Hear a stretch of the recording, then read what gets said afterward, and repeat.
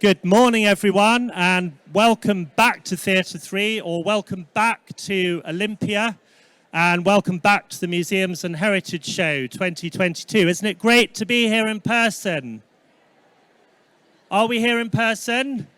Yes. Fantastic. Well, it's a great privilege and honour for me to introduce Kate Mavor, CEO of English Heritage, who's going to talk about that organisation's journey from Quango to charity. Kate and I both had a go at trying to sort out the National Trust for Scotland back in the day, and we both survived. And Kate's gone on to great things which she's going to tell you about. Just for your information, because there is a lot of background noise, the speakers are being recorded, so there will be a crystal clear recording available after the show, and we will allow time for a few questions, so be thinking of those. And other than that, please give a hand for Kate Mavor.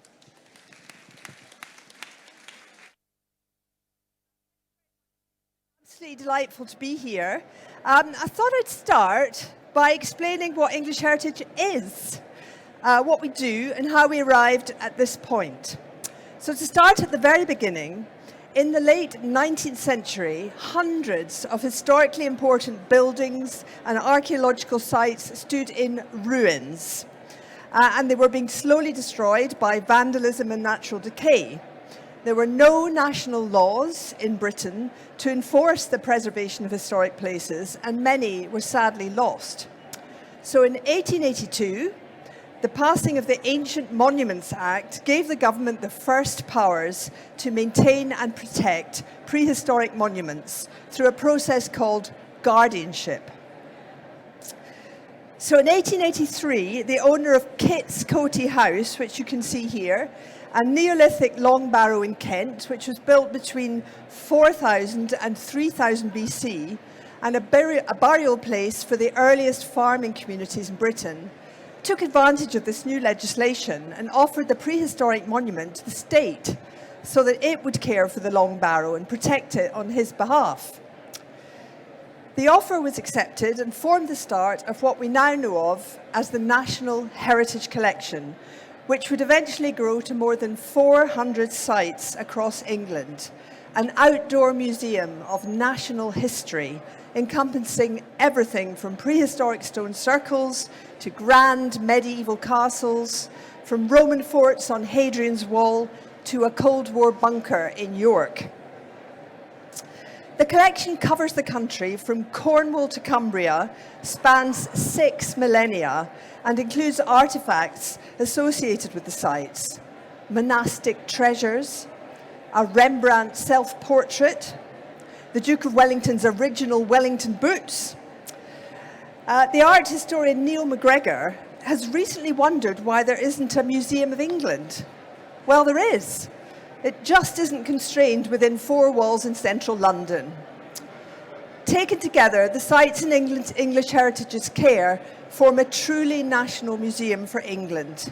And this unrivaled collection offers the chance to explore the turning points in English history, including the Battle of Hastings and the writing on the origin of species, but also the everyday backdrops to past lives, like deserted medieval villages and the factory where the bobbins for the cotton industry were produced.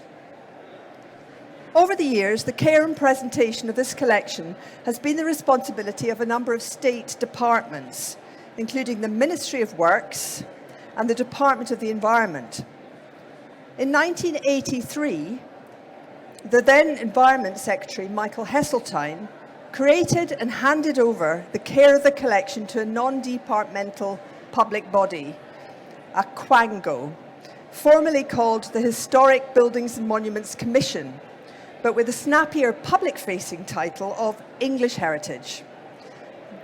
That English Heritage, and forgive me, it can get a little bit confusing, was also responsible for advising the government on England's wider heritage beyond the National Heritage Collection, whether privately or publicly owned. But in April 2015, the old English Heritage split in two. The half responsible for advising the government was renamed Historic England, and the other half, which cared for the National Heritage Collection, became an independent charity and kept the name English Heritage. As a golden goodbye, the new charity was given £80 million towards conserving and investing in the collection of sites. And this funding was supplemented by a tapering annual government grant, which last month came to an end. As of the 1st of April, we're now pretty much on our own. So why do this? Surely it's the government's responsibility to care for those sites that belong to the nation. It's worth stating at the outset that Stonehenge and Dover Castle, Kenwood and Hadrian's Wall, plus the hundreds of other sites around the country, still belong to the nation, to you. English Heritage is simply caring for them under licence. This is not the privatisation of our heritage. Nor was this new model of looking after the National Heritage Collection foisted upon us. Instead, the idea came from within English Heritage. After years and years of underinvestment and cuts of increasing severity by governments of all political persuasion, plus the fact that the half which looked after the collection was enjoying significant commercial success, we decided that we'd rather be masters of our own destiny.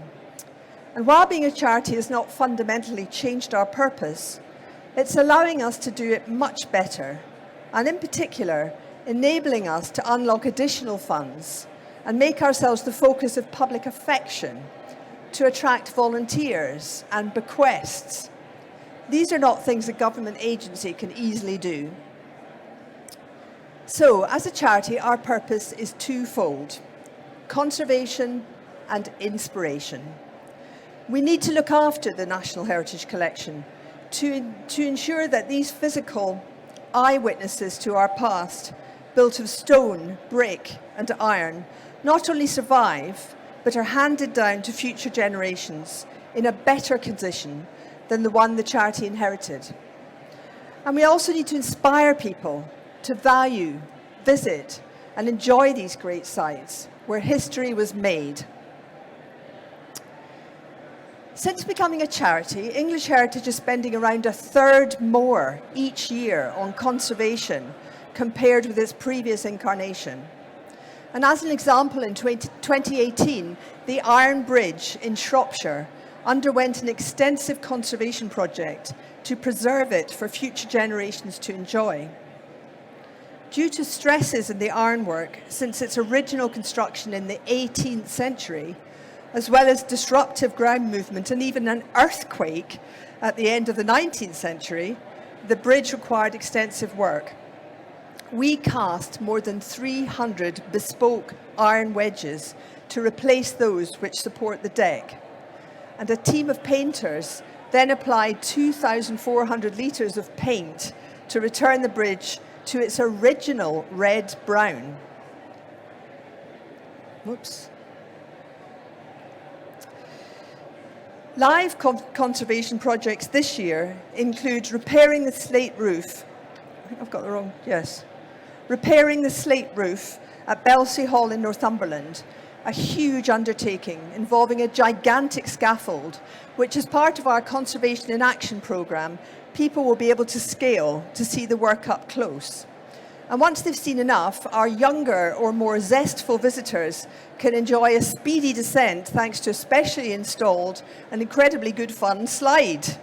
Because English Heritage does take pride in having fun. It's one of our core values. So that's Belsey top left there. At Dover Castle, on the top right there, the key to England, we are entering the final phase of a major project to conserve the castle's northern defences.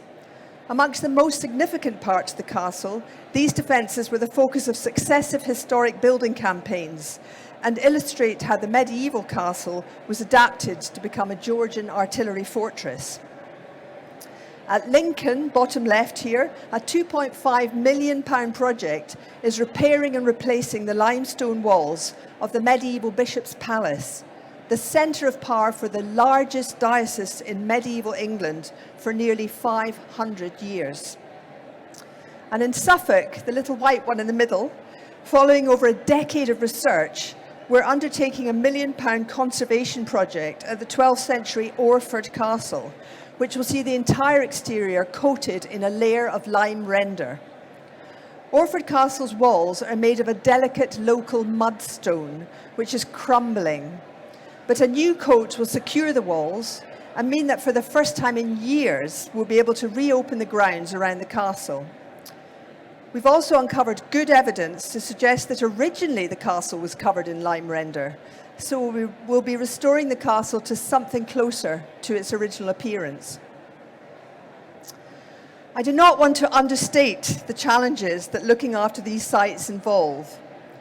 Just over a year ago, on the Hampshire coast, a section of Hurst Castle's wall collapsed, a victim of coastal erosion and frequent storms.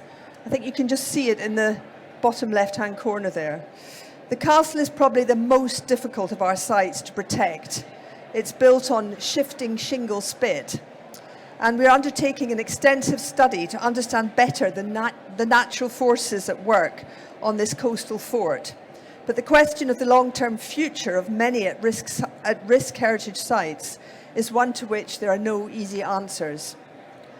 Making good Hurst Castle and all our conservation projects support traditional skills, craftspeople and apprenticeships, but also provide opportunities for the public to appreciate the care these historic buildings require.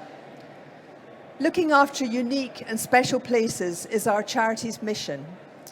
But equally important is inspiring people with their stories. Our future rests on engaging with as many people as possible from all different backgrounds and showing them how the past still resonates today. We're proud of using creative and inspiring solutions to marry history with the visitor expectations of a 21st century audience. I'd like to share with you 3 different examples of how the charity has made bold decisions, often using outstanding new architecture, to improve the visitor experience and bring history to life at our sites.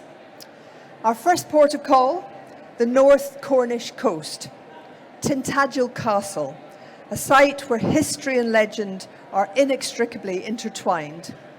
The site is of no military value, but the legend of King Arthur alone seemingly led the hugely rich and ambitious Richard, Earl of Cornwall, to build a castle here in the 1230s.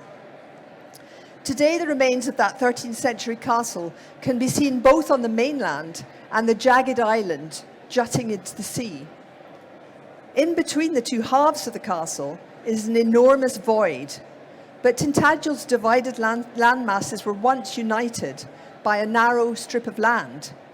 And so significant was this historic crossing that it gave rise to the place's name, the Cornish Tintagel, meaning the fortress of the narrow entrance.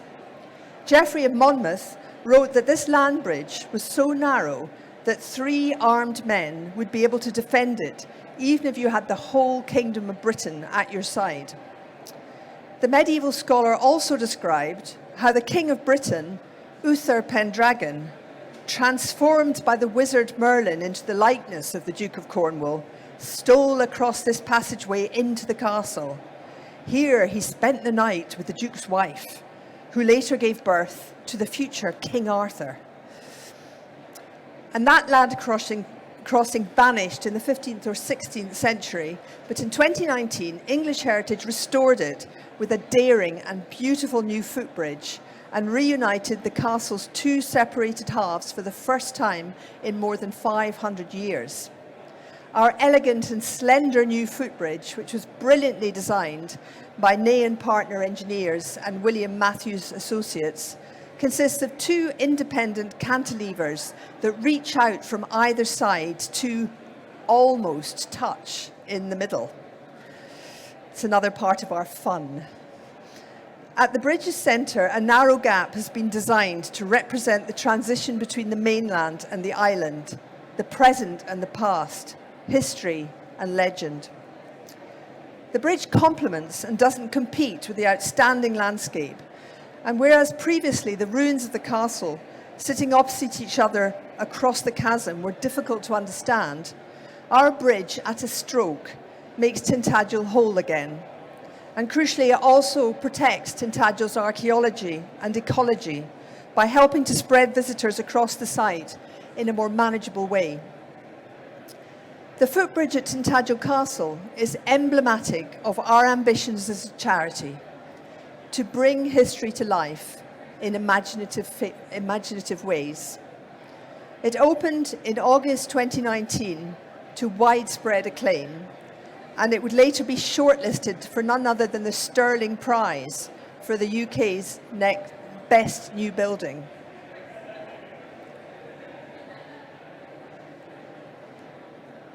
So this brings me on to Clifford's Tower in York, which reopened last month following a major conservation and representation project, much of which was undertaken against the challenging backdrop of the COVID-19 pandemic. This much-loved landmark is almost all that's left of York Castle, and where previously the tower was an empty shell, the charity has transformed the space by installing a remarkable freestanding timber structure inside it, protecting the ruin and creating a new roof deck to provide magnificent views over York to the Minster and beyond. On the first floor, dramatic aerial walkways allow visitors to discover spaces not seen since the 17th century, including England's earliest known flushing lavatory. Who knew? Built for King Henry III. The timber structure that we have installed within the tower is, just like our Tintagel footbridge, another example of the charity's commitment to using sensitive contemporary design to open up our historic sites to more people, do their stories justice, and inspire return visitors. Inspiration can also be found in the people from history who lived and worked at our sites.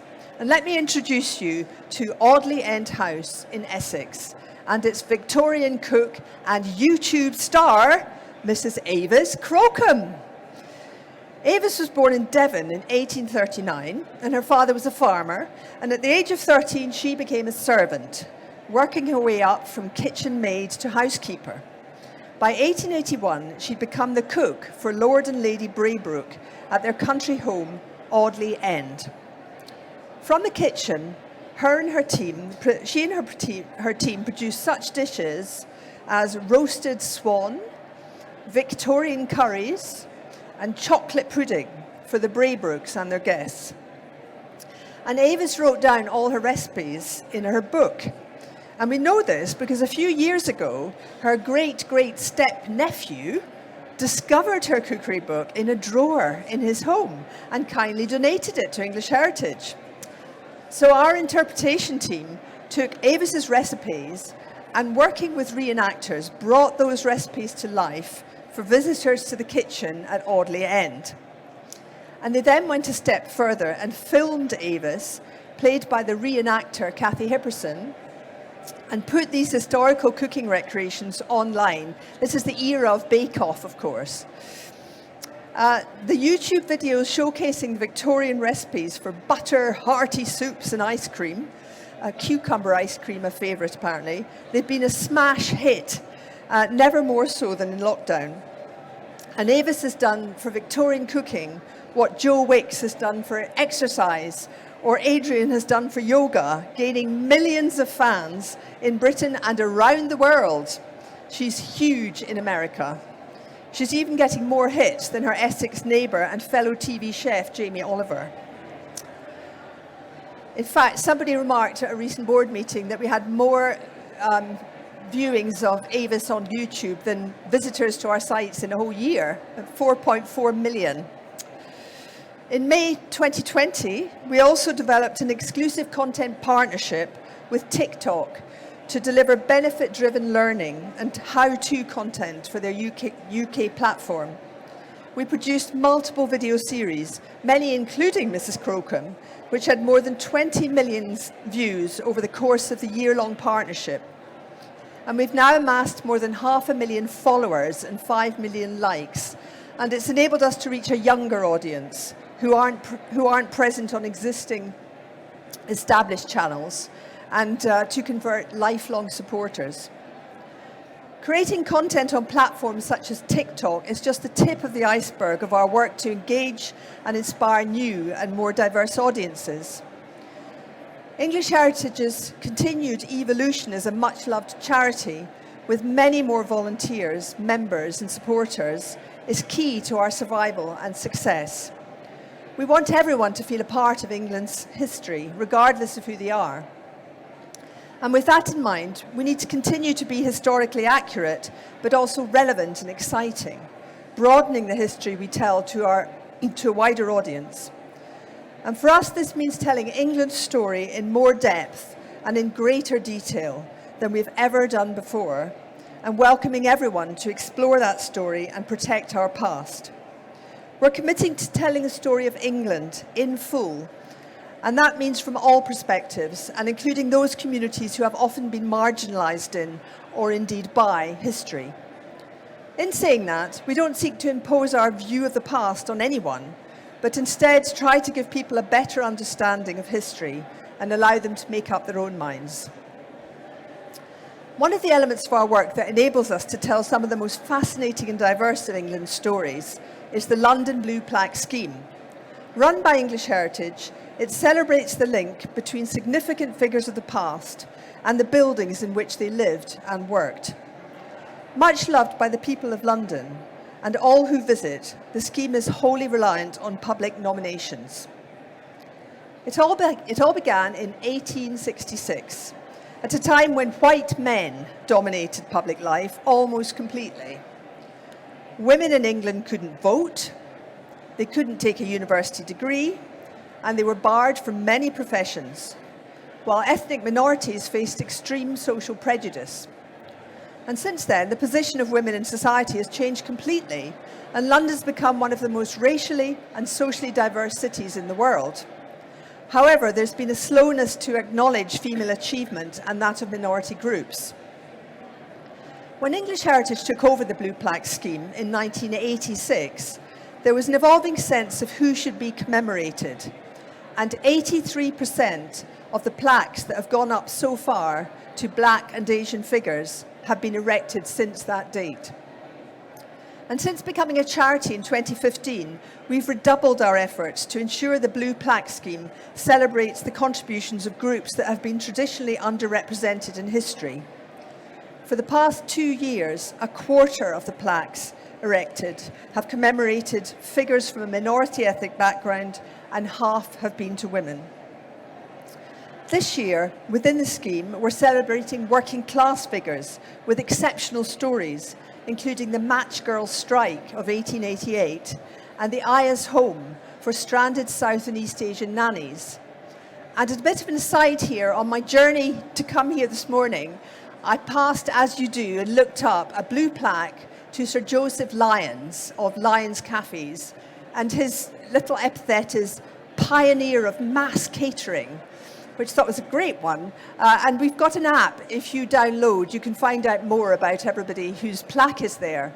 However, because I was in a rush, I didn't download it, but I did pass an enormous interpretation board on the way in here, which tells me that not only was he a pioneer of mass catering, that he commissioned and built the first ever business computer in the world for his business in the building next door to this, which is amazing. And I wouldn't know that if I hadn't spotted the blue plaque.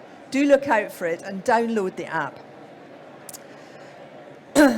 Our sites tell many fascinating stories of immigrants, traders, missionaries, and invaders who contributed to the story of England. They can also help us understand how England has been shaped by its involvement with the rest of the world. Although we've been exploring this history for years, including a major research project in 2007 on the links between the transatlantic slave trade and the historic sites in our care, our work in this field is ongoing. England is a diverse and complex country with a diverse and complex past, which hasn't always been reflected in our storytelling. We know we have more to do, but in each case, we take care to make sure that the work we do on Black history complements rather than replaces the other stories we tell at our sites and online. An example of this is last year's nationwide exhibition, Painting Our Past, the African Diaspora in England, whereby we commissioned new portraits depicting 6 historic figures from the African diaspora with links to English heritage properties to bring their stories to life.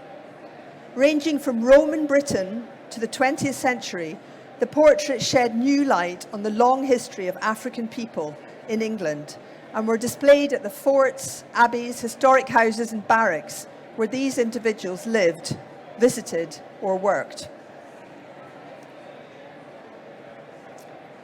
Accessibility, another priority for us. Each of our capital investment projects has this at its heart, and we work with local disabled groups and disability consultants throughout planning and construction. We're also committed to developing more accessible interpretation, such as soundscapes, audio guides, storytelling, and sensory gardens. For example, our ongoing project at Belsay Hall in Northumberland. We've pulled together a working group of local people from the disabled community who advise on access, whilst a local special educational needs school is helping to make the new interpretation more accessible for visitors with special needs. Public engagement projects are hugely important to attracting new audiences and both inspiring a love of history in them as well as a pride in their local heritage attractions. Each year, we enable about 300,000 children and adult learners to visit our sites for free. And this year, we've relaunched our education programme to encourage more schools to get out of their classrooms and visit the places where history really happened. English Heritage is one of the UK's largest providers of school trips. But last year, we welcomed a mere fraction of our normal educational visitors, just over 4,000 students, down almost 99% on our normal annual figures. And with studies consistently showing that children's mental health, and in particular that of children from low-income homes or with special educational needs, has worsened during the pandemic, we believe that school trips are more important than ever before. However, since relaunching the programme, bookings over the first quarter of the year increased fourfold in comparison to the same quarter in 2020, pre-pandemic. So we really hope that that's coming back now. We want to draw local people into all aspects of our work. And we have over 3,500 volunteers who support our charity, from education and visitor engagement through to archaeology, conservation, collections care and gardening. Without the loyalty and determination of our volunteers, we would not have weathered the pandemic in the way that we did. As I said before, we're keen to instill in local people a sense of pride and belonging in their local site. And community projects are extremely important to us. These range from on-site workshops and activities through to engaging local community groups in conservation and reinterpretation projects. Our new interpretation at Marble Hill, launching in West London next week, is a great example of this. It's home to the remarkable Henrietta Howard, Countess of Suffolk. Marble Hill is one of the last complete survivors of the Georgian riverside villas that once graced the banks of the Thames. It was here that Henrietta Howard entertained many of the wits and poets of the age, including her friends Alexander Pope, Horace Walpole, John Gay and Jonathan Swift. Outside, we have rescued her remarkable gardens from the park's undergrowth, opening up previously inaccessible woodland quarters, replanting avenues of trees, and restoring her 9-pin bowling alley, whilst inside the house, we've returned several of the rooms to their original paint scheme. We've conserved the paintings, and we've recreated some of Henrietta's furniture. The new interpretation reframes Henrietta Howard as being far more than simply the king's mistress as she was previously characterised. It explores her abusive first marriage and the role deafness played in her life, her rise in Georgian society and the social circles she captivated. it was important for us as part of the project to speak to communities and groups that have experienced some of Henrietta's struggles firsthand. Orphaned at the age of 12, Henrietta was married to Charles Howard, the son of her guardian, at the age of 17, and suffered many years of what we would now call domestic abuse at his hands. Her story has a real resonance for many people in the community, and we wanted to reach out to local women in similar situations today, letting them know that they always had a place of refuge at Marble Hill. Working with a charity called Dose of Nature, we supported victims of domestic abuse to spend time within nature, offering release and togetherness through regular sessions of art, poetry, and meditation. And we've just received funding to do the same thing again this year. Having gone partially deaf at the age of 30, we're also celebrating Henrietta Howard as a woman of disability in our new interpretation. Working with the deaf and hard of hearing community, we created a focus group to help us understand how Henrietta would have experienced sound. And from that, we created a soundscape underpinned by a river ballad, Lavender's Blue, Dilly Dally, which will sit within Henrietta's bedchamber. And we'll also be engaging with deaf schools this year to continue explaining and sharing Henrietta's story amongst this important community. Last but no means least, we need to secure the future of our properties. And to do that, we need to engage the next generation, the people who will continue to love, enjoy, and care for our properties for years to come. Shout Out Loud is our youth engagement project for 11 to 25-year-olds across England, supporting young people to explore heritage sites, collections, and stories from history that are important to them. Putting young people's ideas and voices at the heart of English heritage, we invite them to lead new creative projects, ranging from theatre, film and photography, to poetry, music, and the written word, and to uncover untold stories from the past. Funded by the National Lottery Heritage Fund, we're extremely proud of the many inspiring and fascinating projects that our young people have developed. And since the project began, we've touched 50,000 young people with this. They're exploring our history in new ways with huge passion, and it makes me feel very positive and hopeful about the future of our heritage. COVID meant that the charity sadly lost a huge amount of income as a result of the unprecedented closure of our sites, the collapse of the overseas visitor market, and the limited number of visitors we were able to welcome even when we could reopen. Stonehenge, normally a hotbed of international tourists, has been strangely silent these past 2 years. However, we have weathered the pandemic thanks to the support of our members. Thank you anyone in this room that is a member. To visitors, to donors, to supporters, to government. And as our chairman, Sir Tim Lawrence, put it, we're a little bloodied but completely unbowed. What the pandemic did do was underline the importance of the National Heritage Collection. During the different lockdowns, we kept around 200 of our free-to-enter sites open for locals to use for their daily exercise, and we were told that these were a tremendous resource. This has been a long and hard pandemic, but one silver lining appears to be that people staying closer to home have discovered their local heritage. Once our staff sites were able to reopen, we saw a boom in visitor numbers to our smaller, more local sites, with several of them reporting the best year ever since records began. And one of those sites was Barnard Castle, which I can't help but feel benefited from a Cummings effect, and also proved the maxim, for the 12th century fortress at least, there's no such thing as bad publicity. One of our star sites of the year. Post-lockdown, we also saw a surge of people joining English Heritage as members. People fell in love with their local heritage, and as members were able to enjoy more of our sites for free. And I think there's something deeper going on here too. Sites like Dover Castle, with its Roman lighthouse, are the places where history was made. And in these uncertain times, these ancient sites bring us solace. They ground us. They have stood and survived for hundreds, sometimes thousands of years. And because they're still standing, they inspire us and give us hope for the future.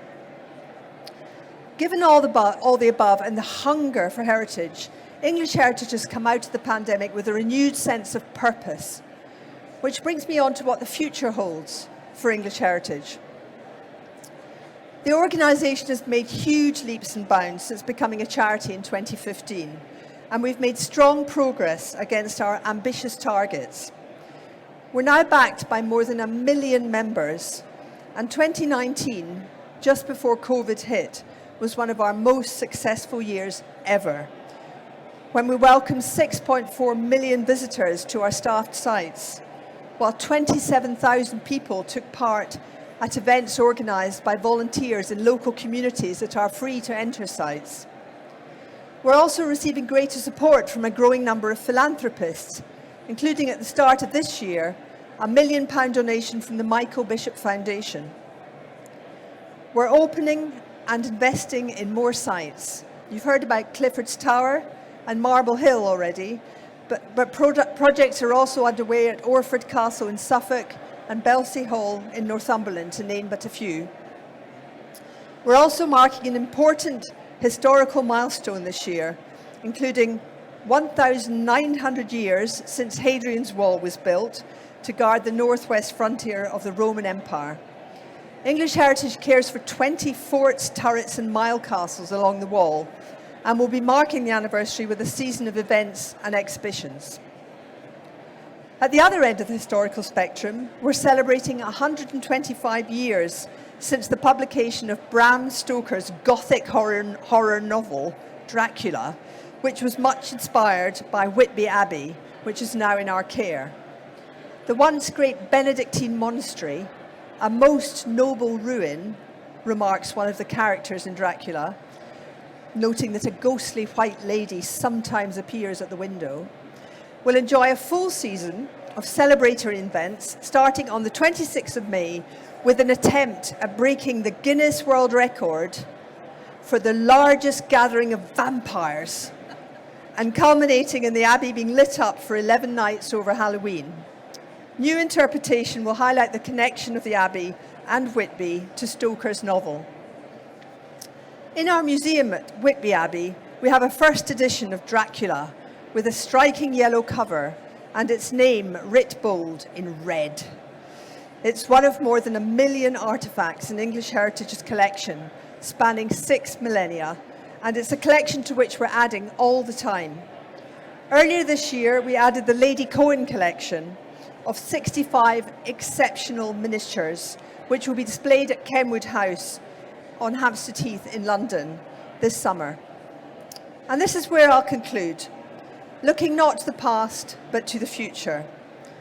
At the same time as the care for the National Heritage Collection passes from the state to a charity, its survival relies more than ever before on the public, on all of us here today.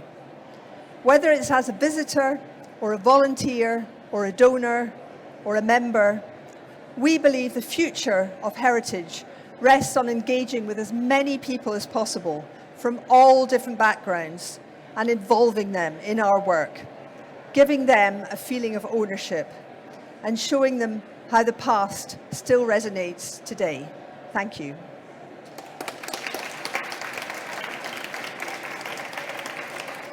Thank you very much, Kate. That really does go to show what an incredible range of activities English Heritage undertakes, but also the incredible diversity in all senses of the things you have to do to make it sustainable. So thank you, that was fascinating. We've got time for 1 or 2 quick questions. If anyone has a question, I would certainly like to ask you, Kate, what is your top tip for changing the culture so you can drive through the changes you need to make to become sustainable? Well, the first thing to know about culture changes is nothing to do with the head and logic. It's all to do with the heart. So basically what you have to do is understand your people and understand what gets them out of bed every morning, and somehow connect where you want the organisation to be with that beating heart. And as you can imagine, at English Heritage, that's not that challenging, because just about everybody involved with the English Heritage absolutely loves the storytelling and the history and the sites. And so what we needed to do is to explain to people that if they wanted their job to feel really meaningful, they just needed to know the impact of people visiting the sites, the impact we make by inviting people into our world and telling them stories. And so we've been measuring how it changes people's lives, how it really improves their well-being, how it really excites them, how it gets kids into history and architecture and all those things. And if they can make that link, they instantly want to be more inclusive, more involving. They want to engage more with their visitors. And it becomes, the storytelling starts to flow through everyone's veins, because it's not about making sure you lock up at the end of the day and making sure that people don't tread on things they shouldn't and stand where they shouldn't. It's about getting people excited. And more people are buying into that vision, and what we're doing is measuring how much of a difference it's making, and that is getting people really excited. Fantastic. Yeah, I think those of you who were at the first presentation this morning, which was about monetizing the visitor experience, will have heard almost the same answer to that question. It is about harnessing people's passion, isn't it? Kate, thank you so much. We've got lots to think about now, and I'm sure you'll have recruited some more members. So Thank you again, very much, let's Stephen. thank Kate Mavor. Thank you.